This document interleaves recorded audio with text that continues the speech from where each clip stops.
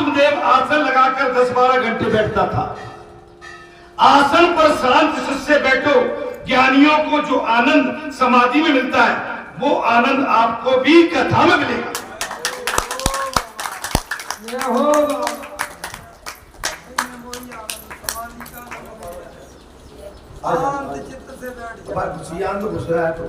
वैसे तो भाई उधर से ही आना चाहिए है ना। अब आ ही गया तो मत रोको किसी को, आने दो।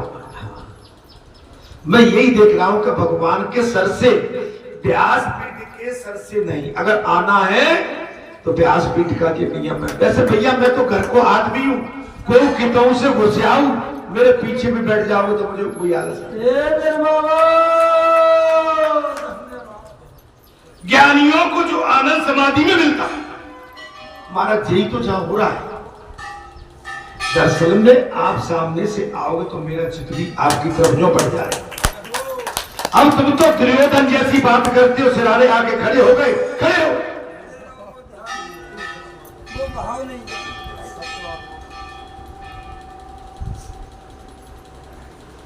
दुर्योधन ने भी तो ये किया था, भगवान से आशीर्वाद लेने के लिए बहुत जल्दी अर्जुन से पहले पहुंच गया, लेकिन भगवान का चरण वंदना नहीं की और सिराने जाके खड़ा हो गया। और अर्जुन पीछे पहुंचा लेकिन चरणों में खड़ा हुआ था। अंतर केवल महाराज, ज्ञानियों को जिस लीला की ये कथा है वो प्रत्यक्ष हो रही है।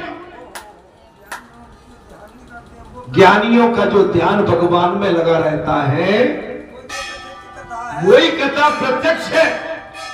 ऐसा समझोगे तो आनंद मिलेगा। जब व्यासपीठ पे आप कथावाचक को व्यास भगवान मान लेंगे कि हमारे सामने ये मिट्टी का पुतला, ऐसे मान लो जैसे भगवान ही बैठे हुए। और जब तक इस शरीर से आप संसार का नाता रखेंगे तब तक आपको न आशीर्वाद मिलेगा न कथा में आनंद आएगा।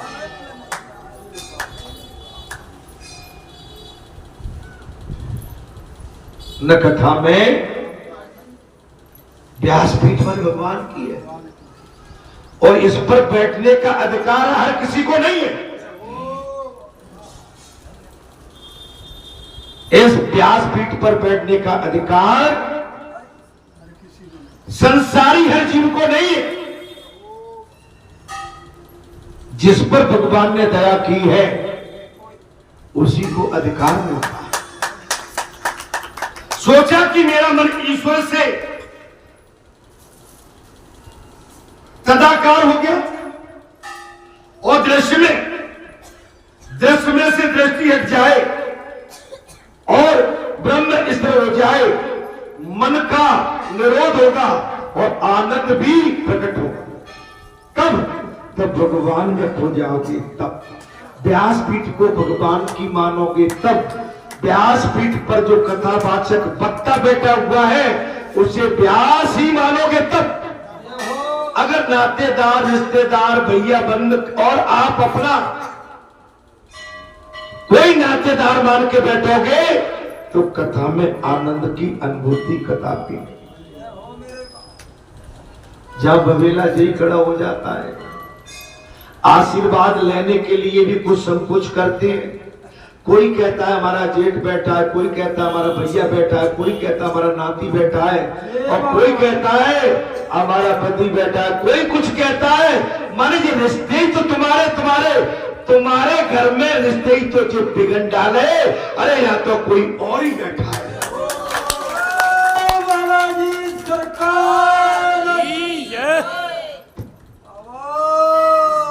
अच्छा, फिर जहां से सुन के जाते हैं तो कहते भाई साहब ने तो ऐसी बात कह दी थी, कोई कहता है दादा ने ऐसी बात कह दी, कोई कहता है भगत ने ऐसी बात कह दी।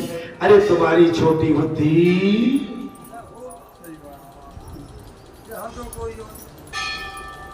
अरे तुम्हारी छोटी बुद्धि, अरे तुम्हारी छोटी बुद्धि, जो तुम क्या सोचते हो। या तो स्वयं भगवान बैठे हैं जो तुम्हें कथा सुना रहे हैं।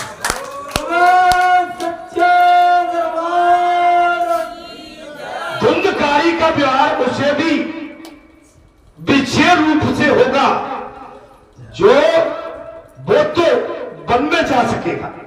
इधर धुंधकारी वेश्या को प्रसन्न रखने के लिए चोरी करने लगा, इधर धुंधकारी वेश्या को खुश करने के लिए चोरी करने लगा। आत्माराम आसन लेके भगवान का भजन, धुंधकारी वेश्या को प्रसन्न करने के लिए चोरी करने लगा। सूत जी सावधान करके कहते हैं यहां पर जीव प्रत्येक इंद्रियों का स्वामी है। जीव अपनी प्रत्येक इंद्री का है कि नहीं? जीव अपनी प्रत्येक इंद्री का स्वयं स्वामी है, परंतु इंद्रियां जीव पर प्रभुत्व जमा लेती है, परंतु इंद्रियां जीव पर ही अपना प्रभुत्व जमा लेती है महाराज। अर्थात और मनुष्य इंद्रियों के अधीन हो जाता है। मनुष्य अपने अंदर जो इंद्रियां हैं इनके अधीन हो जाता है और जीवन कलयुग हो जाता है। मन ईश्वर के साथ मैत्री करे तभी सुख होता। मन ईश्वर के साथ मैत्री करे, ईश्वर के प्रति मन लगाए, ईश्वर के चरणों में प्रेमा भक्ति रखे, संतों के चरणों में, वेद पुराणों के चरणों में, महापुरुषों के चरणों में, संत पुरुषों के चरणों में, गौ ब्राह्मण के चरणों में, अपने माता पिता के चरणों में, राष्ट्र के चरणों में जब जीव अपना मन लगा देगा तभी सुखी होगा और संसार में मन लगाएगा तो दुखी होगी। संसार में दुखी हो, ईश्वर से अलग होने पर वो दुखी हो जाता है। मनुष्य, भगवान सुखदेव कहते हैं जब मनुष्य ईश्वर से महाराज अलग हो जाता है तद उपरांत उसी समय वो संसारी मनुष्य दुखी होने लगता है। जीव मात्र मन सुखा है। जीव कैसा है? मन सुखा, उसको जैसा लगता है वैसा ही करने लगता है। धुंधकारी अनिष्ट भागों में, अनिष्ट मार्गों से अर्थोपार्जन कर रहा है, अनीति से धन का उपयोग कर रहा है और वो राजा के महल में चोरी करने भी चला गया। कथा में ये प्रसंग आता है, भगवान सुखदेव कहते हैं बड़े श्रोताओं, ये मन आपका धुंधकारी है और जब मन को संग में पड़ जाता है तो वो कई अपराध कर बैठता है। मरने से न डरते हुए महाराज वो ये राजा के महल में चोरी करने गया, अलंकार आदि चुरा लाया और वेश्या को दे दिया, आभूषण ले आया। किसके लिए चोरी की? वेश्या की। धुंधकारी ने किसके लिए चोरी की? एक वेश्या को खुश करने के लिए राजा के महल से चोरी करके लाया और वेश्या को प्रसन्न करने के लिए वेश्या को वो चोरी के ये आभूषण दे दिए। वेश्याएं सोचती है कि यदि ये जीवित रहेगा तो हम किसी भी दिन पकड़े जाएंगे। राजा के महल से बड़ी चोरी, राजा के महल से बड़ी चोरी। अगर ये जीवित रहा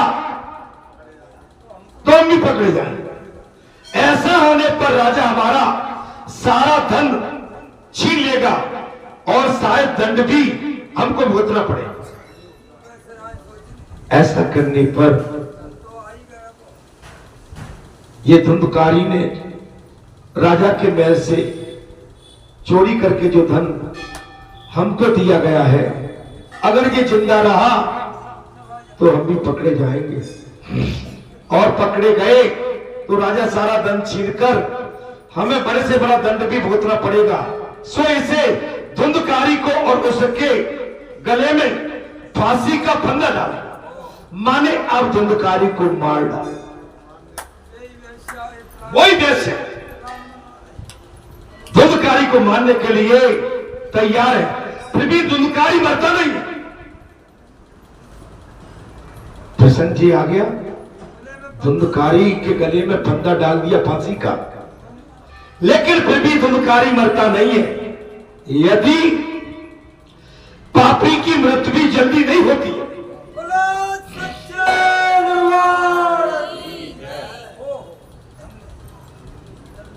पापी की मृत्यु, आप कहते हैं ना कि इतना पाप कर रहा है, इसको दंड क्यों नहीं मिलता?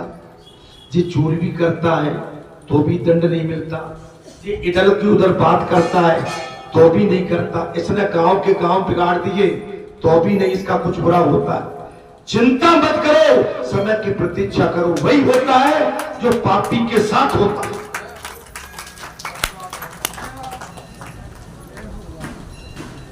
मैंने लिमिट दी थी, क्या दी थी? गुरु पूर्णिमा की दी थी, लेकिन ऐसा नहीं है कि गुरु पूर्णिमा निकल गई तो मेरी बात टल गई। मेरी बात अटल है। गुरु पूर्णिमा का मतलब तो यह था कि मैंने गुरु पूर्णिमा के माध्यम से केवल चेतावनी दी थी, लेकिन वो चेतावनी मिटी नहीं है, वो अमिट है। और जो मैंने चेतावनी दी थी, मेरी दृष्टि वहां लगी हुई है। चेतावनी कोई ऐसे ही नहीं देता है, कोई भी संत महात्मा सोच विचार के चेतावनी देता है। मैंने यही कहा था, अगर मेरी बोलती कथा हो, नारियल हो, मेरे धाम से कोई ऊपर नीचे की बात कभी हो गई हो, तो मौका है गुरु पूर्णिमा के पहले पहले उससे मैटर कोई खत्म कर देना। अगर नहीं किया है तो मेरी बात अभी पूरी नहीं हुई है।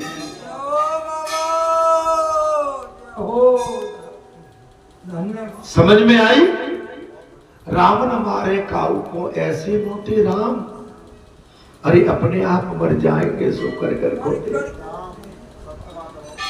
माता पिता अपनी संतान का गला अपने हाथ से नहीं, उनने कहा कि भाई बाद ना तो बालाजी ने ये कह दी कि पूर्णिमा तक नहीं हुआ तो अभी तक नहीं, तो तुम ये सोच रहे होगे कि अभी नहीं हुआ, लेकिन धैर्य रखो, होगा। मेरा वचन कभी मिथ्या नहीं हो सकता है। मेरे पास पाई पाई का निर्णय रहता है। मैं कुछ गलत बोल गया, वो तो मेरी चेतावनी थी। अब मेरा धीरे धीरे मैं उस मार्ग की ओर निकलूंगा। महाराज बात आ गई कथा में, सूच पापी बहुत जल्दी, कथा में मैंने इसलिए कही थी, पापियों का अनिष्ट, पापी दुरात्मा बहुत जल्दी मरते नहीं है। रावण को मारने के लिए भगवान राम ने कितनी प्रयत्न और कितना धैर्य और कितने कर्तव्यों का परिचय दिया था, तब नहीं माना रावण, तब अंत में वध हुआ। चेतावनी दी, समझाए, आकाशवाणी मेरे होते हुए मेरे मंदिर में से, और मेरे मंदिर पर अगर आपका कोई बोलता, आपका रखा, और आपने मेरे इस स्थान में से अगर किसी तरह की कोताही बनती है तो वो भी मेरी दृष्टि रहती है। अब कोताही में समझाइश के अनुसार ही बोल रहा हूं, बोल नहीं सकता हूं, क्या कोताही हुई हो गई। मेरी बात को कृपया करके समझें महाराज, मेरी बात को समझें। पापी जल्दी नहीं मरता है, दुर्योधन जल्दी नहीं मरा, कंस जल्दी नहीं मरा, हिरणाक्ष सब जल्दी नहीं मरा, भस्मासुर जल्दी नहीं मरा, पूतना जल्दी नहीं मरी ना। महाराज आप इतिहास उठा के देखो, धीरे धीरे भगवान बहुत जल्दी में नहीं होते, पहले उसके पाप को पूरा पका देते।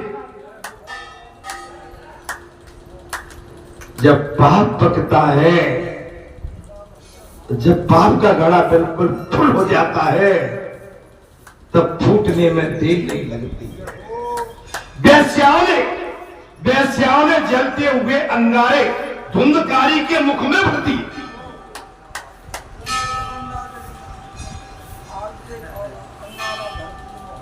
वो वेश्याएं, भैया आप कथा को ध्यान से सुनो। क्या कर रहा है भाई, ये क्या करता है, ये मत किया करो, ऐसा नहीं करना चाहिए। हाँ जी, कोई घाट थोड़ी है जी, पानी तुमने गलत फैलाया है जी, काम नहीं करना चाहिए, कभी नहीं करना जीवन में। हाँ, आपने अपने उसका उधर का वहां डाल दिया, यहाँ संत भी निकलते हैं महात्मा, कोई बात नहीं, मर्यादा रखिए। आप अपने गमछे में ले लेते, उसको अपने शरीर में ले लेते, कोई बात नहीं। चलिए, वेश्याओं ने जलते हुए अंगारे धुंधकारे के मुख में भर दिया और मार डाला। तड़पता हम, छटपटाया, जलते हुए अंगारे, फांसी से नहीं मरा। धुंधकारी बड़ा पापी था, लेकिन उन वेश्याओं ने उसके मुंह में जलते हुए अंगारे भर दिए, छटपटाया, तड़पा महाराज। और उसके बाद वेश्याओं ने धुंधकारी के शरीर को पृथ्वी में गाड़ दिया।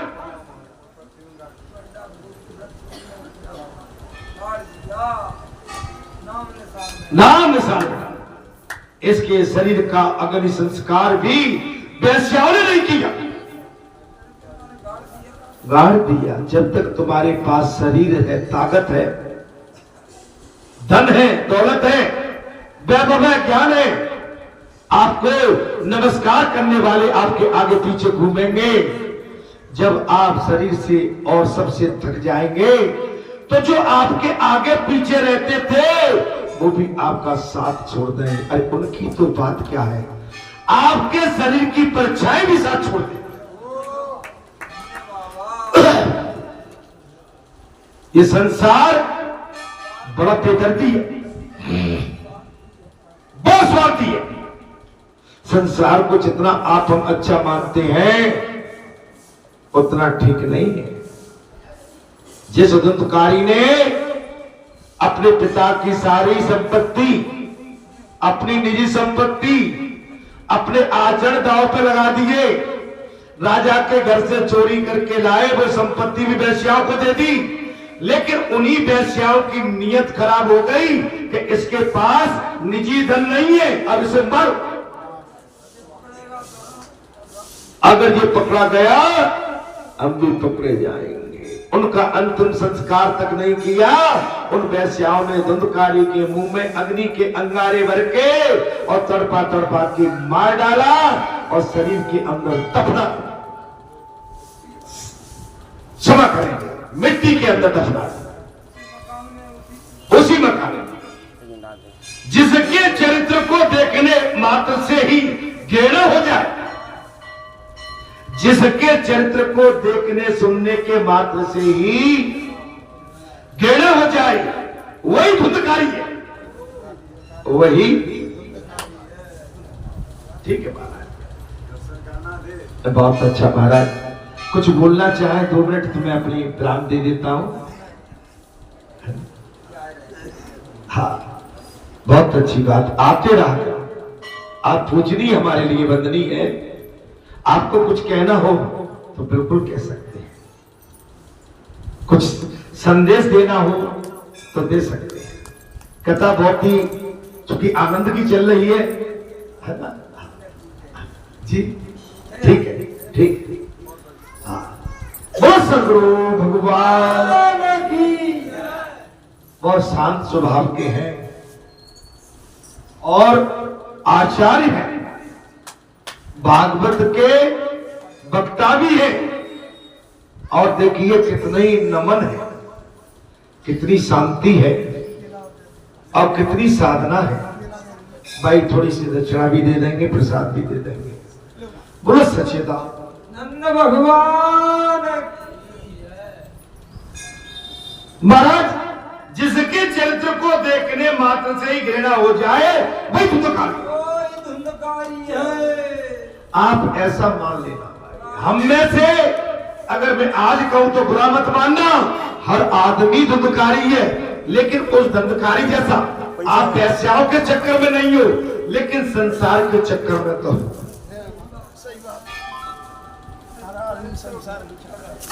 अपने कुकर्मों के कारण भयंकर प्रेत बना।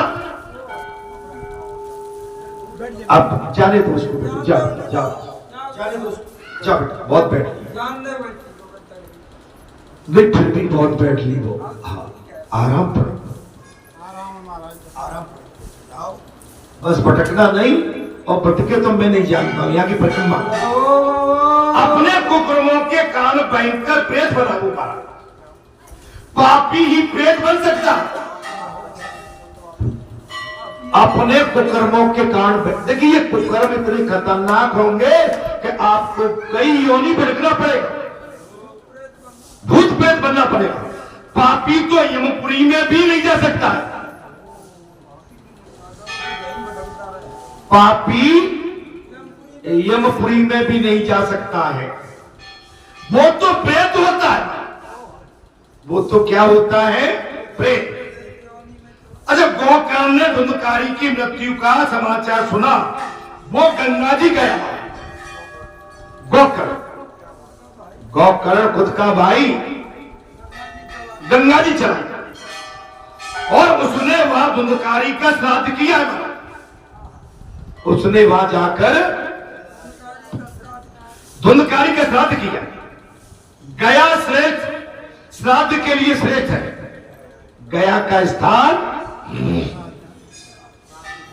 श्राद्ध करने के लिए श्रेष्ठ है। वहां विष्णुपाद है। वहां पर क्या है? बड़ा मंदिर है। अभी बजट में मोदी सरकार ने विष्णुपाद के लिए कितने करोड़ों का फंड दिया है। वो भी उसी तर्ज पर बनने जा रहा है। क्या? गया और विष्णुपाद का मंदिर जैसा विश्वनाथ कॉरिडोर, जैसा महाकाल कॉरिडोर, माने करोड़ों का फंड दिया है। आप सुना क्या आपने न्यूज में? अब बताओ मैं तुम्हें क्या क्या चीज। गया में विष्णुपाद का बहुत बड़ा मंदिर है और करीबन बिहार के उत्थान के लिए लगभग 60,000 करोड़ रुपए दिए बजट में। जय हो बाबा। 60,000 करोड़। समझ लो, इसकी कथा इस प्रकार है। गयासुर नाम का एक राक्षस था कि जिसने तप करके ब्रह्मा जी को प्रसन्न कर लिया। ये कथा सुनी क्या? तो बड़े बड़े विद्वान तो आपको कथा सुनाते हैं। 3 मंगलवार हो चले, धुंधकारी और गोकर्ण आत्मदेव उनके पिताश्री की बात चल रही है। कथा पूरी नहीं हुई। 3 मंगलवार आप समझ रहे। गयासुर नाम का एक बड़ा भारी राक्षस था कि जिसने तब करके ब्रह्मा जी को प्रसन्न कर लिया और ब्रह्मा जी ने वर मांगने को कहा। तब उसने ब्रह्मा जी से कहा कि आप क्या वरदान मुझे देंगे।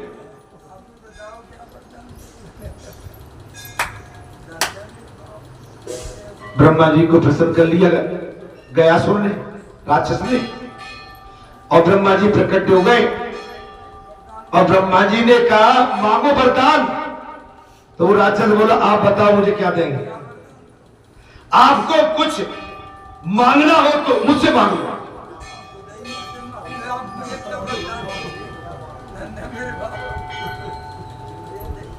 गयासुर राक्षस बोला ब्रह्मा जी से आप मुझे क्या देंगे। ब्रह्मा जी आपको क्या चाहिए मुझसे आप महाराज।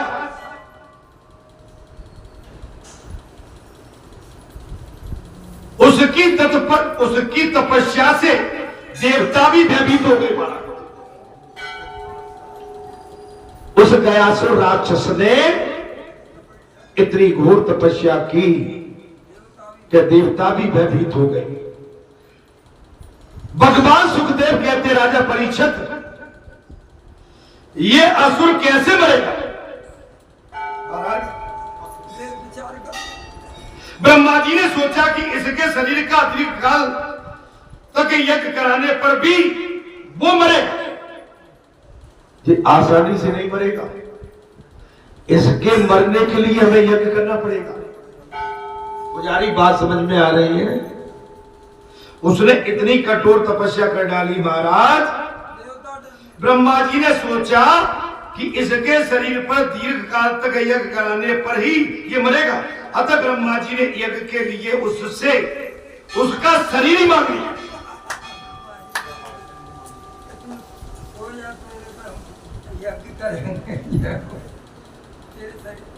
बोले जी ऐसे नहीं मरेगा तो कैसे मरेगा। बोले इसके शरीर पर दीर्घकालीन यज्ञ किया जाए तब मरे।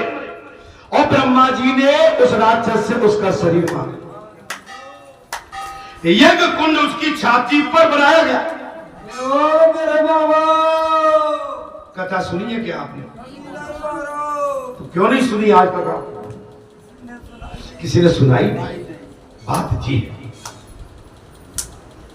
बोले ब्रह्मा जी ने यज्ञ के लिए उसकी शरीर पर ही मांग लिया और यज्ञ कुंड उसकी छाती पर बनाया और 100 वर्ष तक ये यज्ञ चलता रहा। वो राक्षस कितना ताकतवर था। 100 वर्ष तक यज्ञ चलता रहा। गयासुर 100 वर्ष तक यज्ञ चलता रहा फिर भी गयासुर नहीं बना। 100 वर्ष तक गयासुर की छाती पर ब्रह्मा जी ने देवताओं के द्वारा उसकी छाती पर कुंड बनाकर यज्ञ किया, अग्नि जलाई, लेकिन फिर भी नहीं मारा गया। यज्ञ की पूर्ण आहुति होने पर महाराज वो उठने लगा। कथा ध्यान से सब समझ में आ रही है। यज्ञ की आहुति पूर्ण होने पर वो उठने लगा। ब्रह्मा जी चिंता चतु हो गए। बोले ये क्या किया। ब्रह्मा जी भयभीत हो गए। उन्होंने भगवान का स्मरण किया।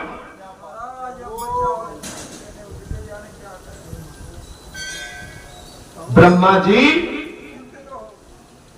चिंतित हो गए।